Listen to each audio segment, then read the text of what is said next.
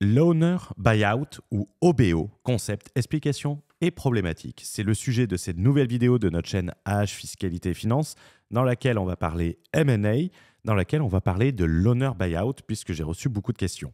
Avant de commencer les rappels habituels, pense à t'abonner à la chaîne et activer les notifications pour être alerté lorsque nous publions un nouveau contenu. Tu peux également nous rejoindre sur Telegram où nous sommes plus de 3300 pour du contenu exclusif, ou sur Discord pour échanger avec la communauté, poser tes questions. Tous les liens se trouvent dans la description. Il y a une section dédiée à ce type d'opération. Tu trouveras également dans la description du contenu offert. Donc, n'hésite pas à t'inscrire. En guise d'introduction, l'OBO ou l'owner buyout, ou la vente à soi-même en français, c'est une mode qui a été lancée à partir de shorts et beaucoup de personnes se sont mises en parler et en croyant que c'est si simple que ça. C'est un outil d'une efficacité redoutable, mais avec une complexité tout aussi redoutable. C'est vendu comme la solution miracle, c'est intéressant, mais ce n'est pas destiné à tout le monde.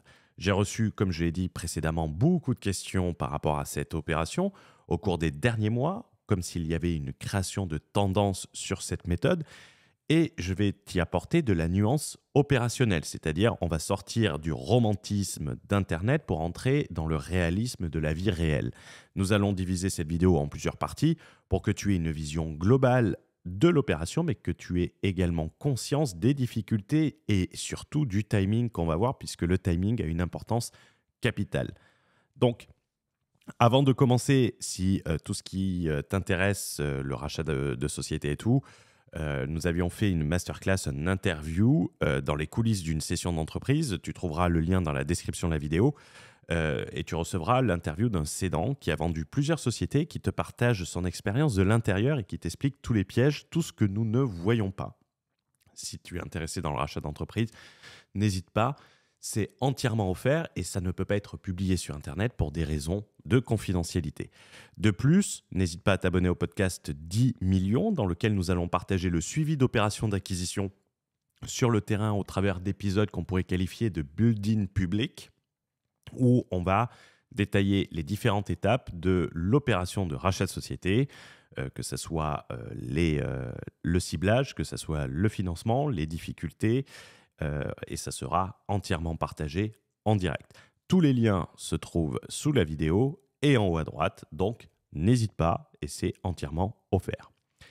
Commençons par le commencement. Un OBO ou Owner Buyout, c'est quoi exactement? Pour le faire simple, un OBO, c'est tout d'abord une catégorie d'opérations de LBO. LBO pour Leverage Buyout, achat avec effet de levier. L'OBO est avant tout une opération de LBO qui a pour but de libérer de la trésorerie pour l'entrepreneur. C'est libérer une partie de la trésorerie immobilisée au sein de la société. Pour faire simple, c'est une vente à soi-même. En fait, tu vas te vendre à toi-même ta boîte. Dans cette vidéo, on ne parlera que de l'OBO sur titre, sur les sociétés, c'est important à le dire. Pour faire simple, cela passe par la création d'une société holding de rachat, ou l'utilisation d'une holding déjà constituée. Et je vais t'expliquer cela avec un schéma ultra simplifié pour que tu vois l'opération dans son ensemble. Imagine demain ou aujourd'hui, tu as une société opérationnelle. Cette société opérationnelle, c'est celle qui te permet de conduire ton business, c'est celle sur laquelle tu travailles et tu es tout seul et tu possèdes 100% de cette société opérationnelle. Ça, c'est l'étape 1 de l'OBO. L'étape 2, pour faire simple, tu vas constituer une holding que tu vas détenir à 100%. Et au sein de cette holding, tu vas aller voir un établissement bancaire, des investisseurs, et tu vas contracter un prêt pour racheter les parts à toi-même de ta société opérationnelle verte. Une fois que ce financement sera accordé, la holding va te racheter tes parts, tes 100% de parts. Ça peut être mixé, je l'expliquerai sans doute dans une autre vidéo si vous aimez ce type de contenu, bien évidemment. Donc, l'entrepreneur va recevoir en échange de ses 100% un paiement et c'est la holding qui va détenir 100% de la société opérationnelle et cette holding sera détenue à 100% par l'entrepreneur qui veut disposer de cash. La société holding va devoir rembourser le crédit à l'établissement bancaire qui lui aura octroyé et ce remboursement de crédit sera sera géré par la remontée des dividendes qui va, au sein de la société holding, permettre de rembourser le crédit. Alors, voilà un schéma relativement simple. Pour le simplifier au maximum, on n'a pas fait une partie en apport et une partie en paiement en OBO. On a fait du 100%, mais c'est comme ça que cela se passe. Certaines personnes vont me dire pourquoi tu dis que c'est le dividende qui remonte et pourquoi tu ne mets pas l'intégration fiscale vu que tu as plus de 95%. L'intégration fiscale dans une opération de LBO, et vous avez tout à fait raison, va permettre d'imputer la charge d'intérêt, c'est-à-dire les pertes générées par la holding, puisqu'elle va payer des intérêts, sur le bénéfice des sociétés opérationnelles au travers de l'intégration fiscale. On parle à ce moment-là de levier fiscal en plus du levier financier et du levier juridique. Mais cependant, pour bénéficier de l'intégration fiscale, il va falloir remplir certaines conditions, notamment détenir plus de 95%, condition qui est remplie dans l'exemple cité, que les deux sociétés soient l'IS, on considère que c'est rempli, qu'elles aient les mêmes dates de clôture. Il y a quelques conditions, on l'a déjà expliqué sur la chaîne, n'hésite pas à regarder le contenu. Cependant, dans le cas d'un OBO, il y a un amendement, l'amendement Charras, qui t'empêche de déduire les intérêts lorsque tu fais une vente à toi-même. C'est pour cette raison que nous n'avons pas intégré l'intégration fiscale, ça fait un peu répétition, dans le schéma. Les avantages de cette opération, pour que nous soyons clairs, les avantages de cette opération, ils sont multiples. L'un des premiers avantages, c'est de permettre de sécuriser une partie de son patrimoine. De son patrimoine professionnel. Vu que tu te vends une partie, ben au moins tu sécurises une partie de l'épargne et tu la sécurises à titre privé. Tu n'es pas obligé de le faire à 100%. D'ailleurs, c'est une stratégie que nous voyons dans le Mastermind PNL. Tu peux déposer ta candidature, je t'ai mis le lien dans la description. Le Mastermind PNL, c'est le mastermind dédié aux entrepreneurs et aux personnes qui veulent maîtriser tous les outils. C'est pas Profit and Loss, c'est Pulay and Leverage. Tous les outils à leur disposition pour maximiser leur situation. Ce n'est pas faire gagner plus, c'est faire 100 fois plus avec ce que vous avez déjà. Tu n'es pas obligé de le faire sur 100%. Mais également, ça va te permettre ta détention immobilisée de cash dans les 100% de ta société. Ils sont indisponibles. En faisant un OBO, ça va permettre de rendre disponible ce cash, notamment, imaginons la situation suivante. Tu veux investir à titre personnel, tu as une opération qui nécessite du cash, c'est-à-dire de l'apport, mais tu ne disposes pas d'une épargne suffisante à titre personnel. Par contre, tu possèdes 100% des titres de ta société. Tu peux être tenté de faire ce type d'opération pour libérer du cash, c'est transformer du cash indisponible en cash disponible, afin de disposer à titre personnel du cash nécessaire pour faire cette opération et pour saisir une opportunité. C'est très intéressant à ce niveau-là, contrairement à l'apport, où il n'y a pas d'échange d'argent en quelque sorte. Donc, il y aurait plein d'autres avantages, mais on va rester sur le principal et celui qui vous intéresse le plus, c'est ce que nous venons de voir. Par contre, maintenant, intéressons-nous à l'owner buyout, à l'OBO, sur un plan opérationnel. Il faut comprendre qu'un OBO, tu ne vas pas claquer du doigt et ça ne va pas se mettre en place. Il y a de multiples problématiques. Sur le papier, comme on l'a vu au début, tu te dis « Ah putain, je vais courir à la banque pour faire un OBO ». Sur le papier, c'est royal, c'est une excellente méthode, c'est simple, efficace et ça semble à la portée de tous. Mais comme beaucoup de choses, c'est souvent une simple illusion, un simple mirage. Limite, après avoir vu un short sur Internet, tu vas prendre ton téléphone et tu vas appeler le banquier en disant « Ouais, je vends des chaussettes sur AliExpress, je veux faire un OBO de plusieurs millions de dollars. » C'est d'ailleurs expliqué de cette manière sur Internet et ça a été démocratisé à partir de short. Toutes les personnes se sont mis à dire les mêmes choses. Je tairai le nom de la première personne, mais vous avez son contenu sur Internet et il vous présente ça sur une société qui fait 10 millions d'euros de chiffre d'affaires pour 4 millions je ne sais pas s'il dit de résultats ou de cash flow. Et il y a une problématique à ce niveau-là et c'est ce que nous allons voir. La problématique numéro 1, c'est l'impact de la fiscalité sur la temporalité, c'est-à-dire à quel moment tu vas faire un OBO. Puisque lorsque tu vas faire un OBO, tu vas vouloir être tenté de maximiser la valeur de ta société pour récupérer le maximum à titre personnel. Et tu vas repousser dans le temps l'intervention de la société holding. Si tu attends que ta société génère beaucoup de cash flow, beaucoup de résultats, tes plus-values à titre personnel sur lesquelles tu es fortement imposé, elles vont être élevées. Est-ce que tu préfères avoir une imposition de 30% sur 100 000 euros ou sur 10 millions d'euros? Le montant n'est pas le même. Et pour maximiser cet OBO, tu vas devoir constituer ta valorisation et tu vas même la maximiser. Même si en soi, ce n'est pas toi qui la détermine. Tu n'arrives pas au banquier en disant « Ouais, ma société, elle se vend à 7 fois l'EBITDA et je fais un petit discount, financez-moi 5 fois et demi l'EBITDA. » Non, non, ce n'est pas toi qui la détermine. C'est pas comme ça. D'un point de vue temporalité, on va prendre 2 lignes et voir l'impact de la temporalité au niveau de la plus-value de cession à titre personnel. Tu as le lancement de ton business, l'année 0, tu lances ta boîte. Si tu décides de l'apporter à une société holding, tu vas avoir une plus-value perso qui sera mise en report d'imposition jusqu'à ce que la holding revende la société.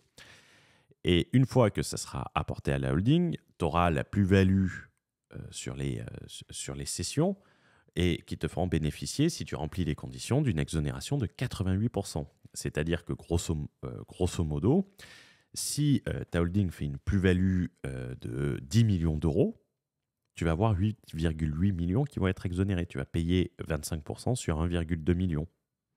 Tu vas payer 300 000 euros d'impôts, plus ou moins. Allez, un peu plus.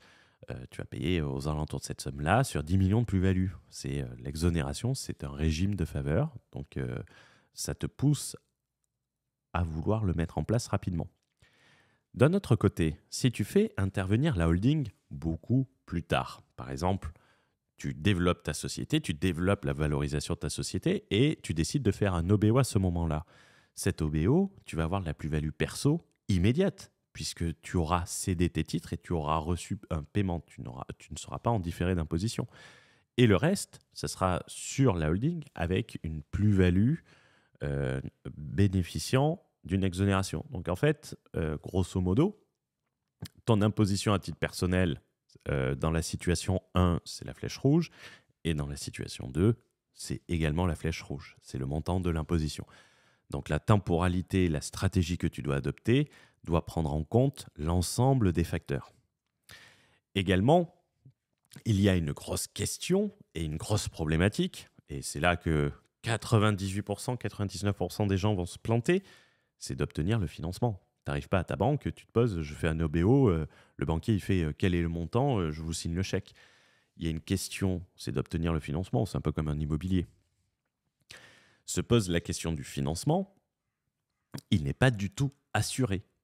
Et de surcroît, cela peut prendre du temps. Tu peux avoir des expertises extérieures, tu peux avoir des choses à fournir, tu peux devoir attendre un nouveau bilan. C'est à prendre en compte. Ce n'est pas un truc où tu te poses et vas-y, passe-moi le formulaire de financement, je le signe et à boule le cash, quoi.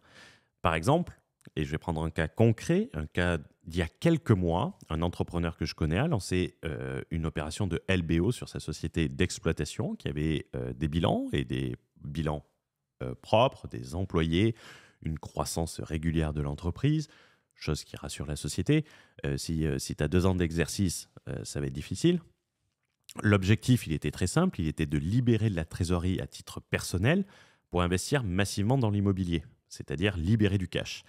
Et c'était en gros la constitution d'une épargne visible pour travailler son profil emprunteur. On en parle dans les 7 erreurs de l'investisseur immobilier. Je te mettrai le lien en haut à droite. Et à titre d'exemple, il n'avait pas prévu la taxation de 30% au PFU, puisqu'effectivement, tu vends tes titres à la holding, tu es imposé sur le produit de la vente. L'argent que tu reçois, tu vas être imposé. Ce qui a une importance également dans le timing de ton opération d'OBO, parce que tu peux bénéficier de plus ou moins de temps jusqu'à l'imposition. Si tu fais un OBO en fin d'année pour payer l'impôt 4 mois après, c'est pas ce qu'il y a de plus intelligent. Il vaut mieux faire un OBO en début d'année, puisque tu devras payer l'impôt en N+1. Donc, si tu le fais en janvier 2024, l'impôt, tu devras l'acquitter l'année suivante. Donc, c'est également une question de timing et une question de bon sens. Et il n'avait pas non plus considéré d'autres options disponibles. Le résultat a été qu'il a passé beaucoup de temps, il a engagé des frais et ça s'est soldé par un échec. Alors qu'il avait un business avec des employés, qu'il avait un historique. Donc ne croyez pas que c'est aussi simple. Il existe d'autres méthodes qui permettent de lever des fonds, notamment au travers d'expertise et de stratégies dédiées pour arriver au même résultat et peut-être même à un résultat supérieur. Je tiens à préciser que l'OBO ici, l'OBO dont on a parlé, c'est l'OBO sur les titres de tes sociétés. Ce n'est pas sur l'immobilier, qui est un sujet à part et qui est beaucoup plus simple en soi. L'OBO immobilier, c'est-à-dire la vente à soi-même, a énormément d'avantages et j'en parlais justement avec Fouad, avec qui j'anime le podcast. C'est une stratégie ultra pertinente, relativement aisée, beaucoup plus aisée que l'OBO sur tes titres de société.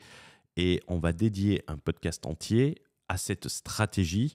Donc, n'hésite pas à t'abonner si tu veux mettre en place cette stratégie, libérer du cash, notamment par exemple avec la résidence principale, faire un OBO sur sa résidence principale, notamment vu que la plus-value est exonérée. Tu vois, on en revient aux mêmes problématiques de timing.